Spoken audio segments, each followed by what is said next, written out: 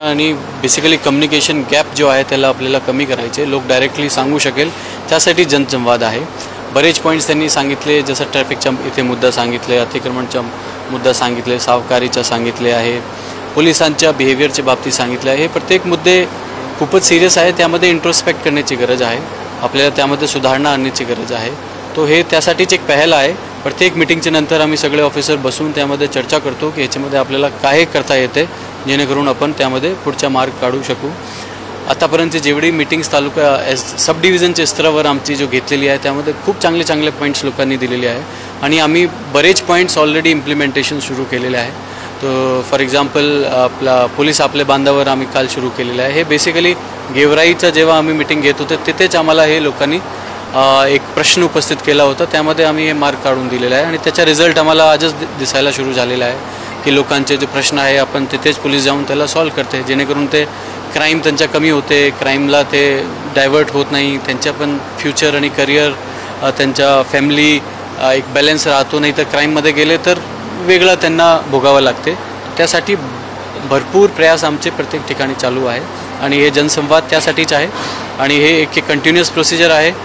आता ह्या तालुकाचा जो इन्स्ट्रक्शन जो सूचना आहे, फीडबॅक्स आहे, तो नेक्स्ट महिने परत येऊन त्याच्यावर आपण परत अभ्यास करू। दारूबंदीवरून देखील महिलांच्या आशीर्वादावर झाले, घर कसं व्यवस्था होतं हे देखील सांगितलं। दारूबंदीच्या बाबतीत मी जसं इथे जनसंवादमध्ये सांगितलेलं आहे, आपण प्रत्येक हेडमध्ये मागच्या वर्षाची तुलनामध्ये आमचे जो टोटल नंबर ऑफ कारवाई आहे इलिगल ॲक्टिव्हिटीजच्या बाबतीत तो 3 पट ऑलरेडी झालेली आहे मागची पूर्ण वर्षाची।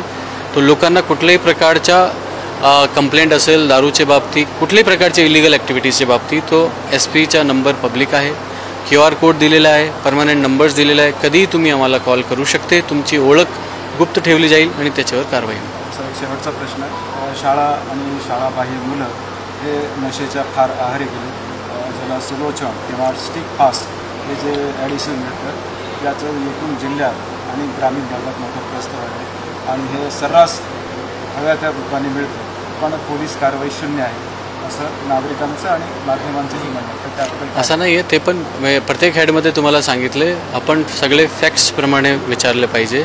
मागच्या वर्षाची तुलनामध्ये NDPSची कारवाई पोलिसांची कोटीच्या वर गेलेली आहे ऑलरेडी आणि जसं की मी सांगितले की आपल्याला लोकांनी आम्हाला कंप्लेंट द्यावं लागेल, माहिती द्यावं लागेल आणि राहिला गोष्टी कुठल्याही प्रकारच्या व्यसनाच्या ड्रग्सच्या, तो सुरुवात होते आपले परिवारतर्फे।